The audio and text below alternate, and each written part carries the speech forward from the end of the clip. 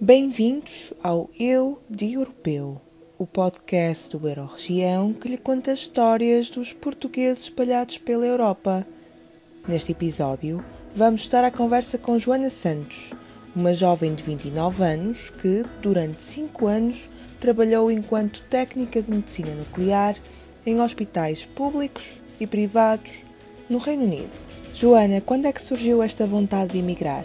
E, no teu caso em específico, porquê a escolha do Reino Unido? Eu apercebi-me, quando entrei aqui na faculdade, que os profissionais de saúde não eram muito valorizados em Portugal e que era bastante difícil para nós entrar no setor público e que no setor privado as ofertas não eram propriamente dignas àquilo que eu estava à espera, não é, de receber como recém-licenciada.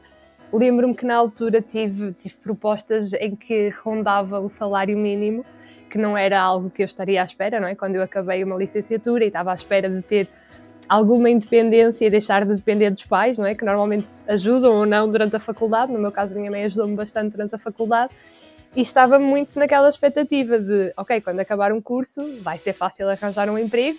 Claro que não vai ser logo imediato, mas acredito que tenha possibilidades de fazer em Portugal. Eu até era bastante boa aluna na faculdade e ao longo da faculdade fui-me apercebendo que a realidade não era bem essa, que todos os meus colegas que acabavam o curso emigravam para fora, maioritariamente o Reino Unido, porque as condições de trabalho lá para profissionais de saúde são mesmo muito boas e a entrada, mesmo agora com o Brexit, continua a ser bastante fácil para profissionais qualificados. Ou seja, eu lembro-me que na altura não tive que fazer nada, não tive que fazer teste de línguas, não tive que fazer rigorosamente nada. Foi só inscrever-me no site do Serviço Nacional de Saúde Pública lá e candidatar-me a entrevistas como uma pessoa residente no Reino Unido, ir às entrevistas e tinha exatamente a mesma possibilidade de ficar do que eles tinham. Ou seja, isso para nós era bastante bom, porque aqui em Portugal, primeiro, os processos de recrutamento são bastante longos. E depois existe muito as bolsas de emprego nos hospitais, em que tu ficas lá, passas ali por um processo de 4, 5 meses, vais a várias entrevistas e depois no final ficas numa bolsa, em que eles só te chamam depois quando precisam. E então eu não podia, não é? Não queria mesmo sujeitar-me a uma situação dessas no início da minha vida profissional e sabia que lá fora tinha bastantes possibilidades de arranjar um emprego mais fácil pela quantidade de portugueses que já existem lá fora. Eles são muito receptivos a um novo português. Ou seja, eles já sabem que a nossa educação aqui é bastante boa, não há qualquer tipo de preconceito para pessoas de outras nacionalidades. O Serviço Nacional de Saúde lá, quer o público, quer o privado, é muito multicultural. A maior parte das pessoas no meu hospital eram da Índia, das Filipinas, tinha espanhóis, tinha do Paquistão. Ou seja, o facto de ser uma portuguesa lá, para eles era uma coisa super banal. Tinha mesmo todas as hipóteses de conseguir um emprego. Então, mal acabei a licenciatura, tentei entrar aqui em Portugal, em alguns concursos públicos, mas nunca tive assim as esperanças muito altas e então fui logo para a Inglaterra e consegui logo emprego lá antes de acabar o curso. E então, pronto, não pensei duas vezes, emigrei logo. Durante a tua estadia no Reino Unido, o que é que fizeste lá? Qual era a tua profissão? Eu era técnica de medicina nuclear, ou seja, nós aqui em Portugal somos enquadrados nos técnicos diagnósticos superior e terapêutica, mas lá nós somos Senior Nuclear Medicine Technologist. Basicamente, eu trabalhava com radiação, ou seja, é um bocadinho equivalente à radiologia aqui em Portugal, mas de uma maneira um bocadinho diferente, ou seja, em vez de ser a máquina que emite a radiação para as pessoas, como acontece na radiologia, na medicina nuclear é diferente, ou seja, nós injetamos compostos radioativos nas pessoas e depois a máquina só capta essas imagens, quer para tratamento, quer para diagnóstico. 90% dos casos eram oncológicos, mas fazíamos bastantes casos de pós-transplante, de perceber se a pessoa, por exemplo, alguém que tinha um acidente, perceber se ainda havia atividade cerebral. Fazíamos bastantes diagnósticos para Alzheimer e Parkinson também. E lá está tudo bastante mais evoluído do que aqui, ou seja, mesmo a nível oncológico, tu tens 6 semanas, por exemplo, desde que descobres que tens cancro até teres o primeiro diagnóstico tudo feito. Ou seja, acabas por ter um volume de trabalho gigantesco lá, porque corre tudo muito mais fluido comparativamente aqui com Portugal. Então, mas foi essa a minha profissão lá durante Estive cerca de 4 anos no público e depois passei o último ano que tive em Inglaterra para o privado. Tu já nos falaste um bocadinho sobre a diversidade cultural do Reino Unido, mas enquanto imigrante, que diferenças é que tu encontraste na cultura dos dois países, entre Portugal e o Reino Unido? A papelada. Eles são extremamente burocráticos, tudo tem que estar detalhado, ou seja, imagina o simples facto de tu quereres, por exemplo, levar uma escada para o hospital, para mudar um quadro. Tu tens que pedir um requerimento que vais trazer a escada, estudar todos os riscos que podem ocorrer da escada estar ali e depois explicar para que é que tu queres a escada lá e depois o que é que tu vais fazer à escada depois do procedimento ocorrer. E isto é mesmo assim para tudo. Ou seja, para mim, não é? Foi aquela, apesar de ter estagiado aqui em hospitais portugueses, e sermos bastante organizados, até a nível de proteção de dados, de como as coisas funcionam. Eu achava que nós éramos muito organizados. A Inglaterra é completamente outro nível, ou seja, há passwords para tudo, tu para acederes a qualquer coisa tens que fazer um requerimento, pedir férias, é todo um processo burocrático, não é só chegar ao teu chefe e dizer, olha, gostava de ter aquela semana em agosto, não funciona de todo assim.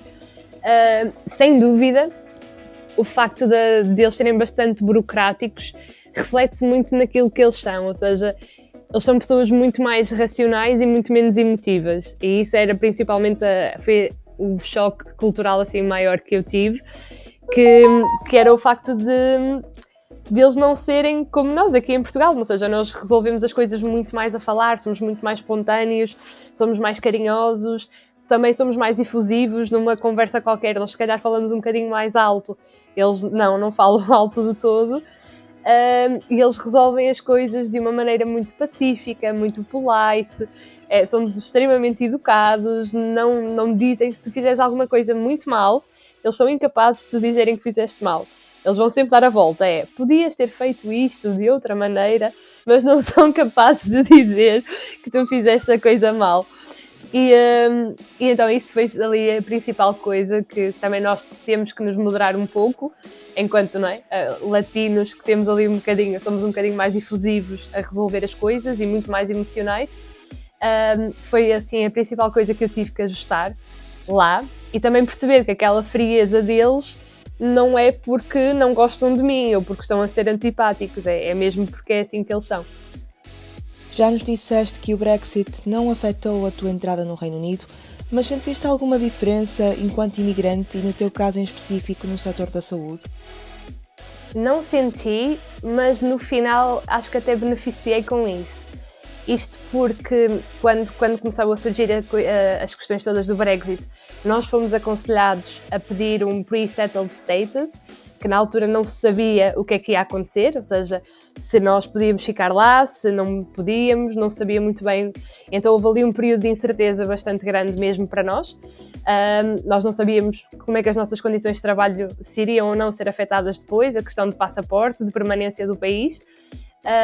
Lembro-me que para nós que já estávamos lá, sempre nos foi dito que quem já estava lá seria tudo exatamente igual, mas fomos aconselhados a fazer esse documento, a dizer que já residias em Inglaterra e independentemente do que acontecesse, davam-te um período de 5 anos em que tu podias viajar livremente sem qualquer transtorno. E lembro-me perfeitamente, quando eu passei para o setor privado, acabei por beneficiar com isso, porque como estavam todos os meus colegas aqui em Portugal muito incertos do que é que iria acontecer com o Brexit, eles estavam à espera que houvessem resoluções antes de se candidatarem a vagas em Inglaterra. Ou seja, houve ali um período em que houve muito poucas candidaturas de imigrantes para a Inglaterra, e então eles precisavam de mais pessoas em hospitais, a cobrir licenças de maternidade, a cobrir férias, e então foi nesse período que eu passei para o privado, porque a procura era tanta que a nível salarial eras mais remunerado e conseguias trabalhar num hospital, tipo, do outro lado da rua, aquele hospital que tu já trabalhavas, a receber basicamente o dobro. E então, como nós, os imigrantes portugueses e os outros também, nós estamos num país em que depois é a nossa casa, mas não temos família lá, não temos filhos, não temos grandes responsabilidades lá, ou seja, para nós é muito mais fácil mudares de uma cidade para outra, mudares de um hospital para outro, é um bocadinho indiferente onde é que tu trabalhas lá, e então os imigrantes acabavam por beneficiar um bocadinho nestas mudanças todas, porque nós éramos aqueles que aceitávamos ir, ou seja, para nós não fazia diferença, por isso, e acabávamos por beneficiar com isso, pelo menos na fase final que eu estive lá, que foi quando o Brexit começou, sinto que para nós foi um bocadinho mais vantajoso. Depois regressaste a Portugal. O que é que te fez voltar? E como é que foi a adaptação ao país de origem? Olha, voltar não foi nada fácil depois de estar 5 anos lá. Senti um choque cultural muito grande quando voltei. Apesar de Portugal estar bastante evoluído comparativamente com outros países da Europa, em Inglaterra as coisas são mesmo de outro nível. O simples facto, vou dar um exemplo muito básico que nós sempre falámos sobre isso a nível entre colegas de profissão. Em Inglaterra as pessoas trabalhavam num hospital, médicos, profissionais, secretárias, indiferente, com imensas tatuagens, piercings, cabelos super alternativos, cabelos coloridos, rastas, e era uma coisa tão normal que tu nunca questionarias isso, ou seja, chegares lá e tens um médico super tatuado é uma coisa super normal, ou seja, como isso começa a ser a tua nova realidade, e tu vês na rua imensos estilos alternativos, imensas culturas diferentes, vês pessoas de burca, vês punks, vês... Aquilo é uma miscelânea tão grande que aquilo passa a ser o teu novo normal. E depois quando tu vens a Portugal e percebes que aqui aquela pessoa que se veste de maneira diferente é tipo o estranho, tu ficas assim, não, tipo, ele está super normal. E notei bastante assim um retrocesso um bocadinho grande quando voltei nesse sentido.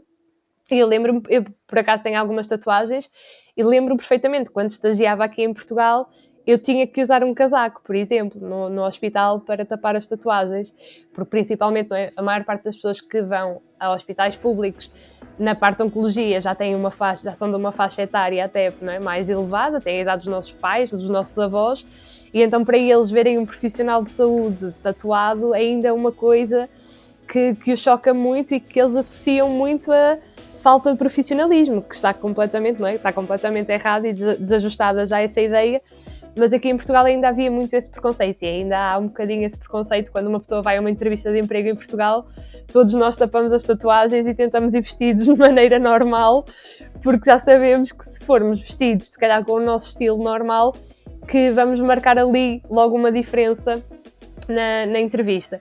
Enquanto que em Inglaterra isso não acontecia. Eles têm imensas leis mesmo para te proteger de qualquer tipo de discriminação. Tu podes ir grávida a uma entrevista, podes ir completamente alternativa a nível de vestuário a uma entrevista e ninguém te diz rigorosamente nada. E então notei que isso foi assim uma adaptação um bocadinho difícil quando eu voltei.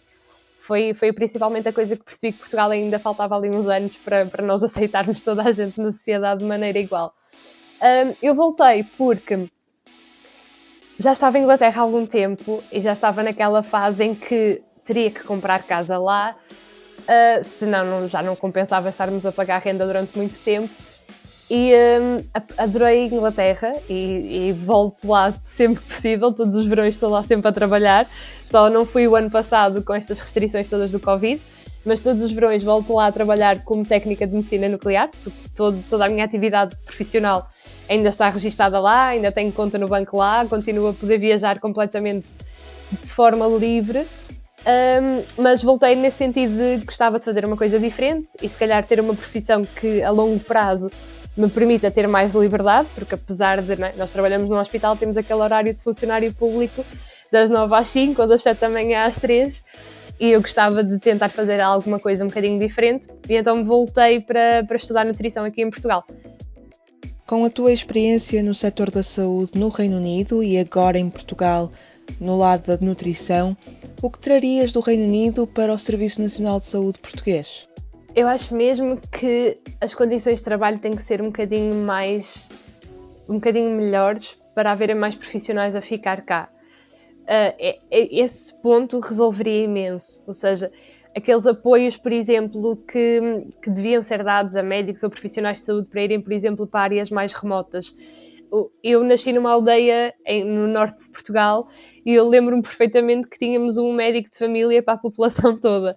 Enquanto que, por exemplo, eu cheguei à Inglaterra e nós somos milhões numa cidade, eu era tipo uma imigrante recém-chegada. Eu lembro-me que, por exemplo, parti o braço na minha primeira semana que estava em Inglaterra. Eu fui para o hospital, eu estava um bocadinho, não é, em pânico com aquela situação toda, porque ainda achava que era tipo Estados Unidos e que eu precisava de um seguro de saúde ou então não ia ser tratada lá, porque não tinha qualquer ideia de como é que as coisas funcionavam em Inglaterra na altura.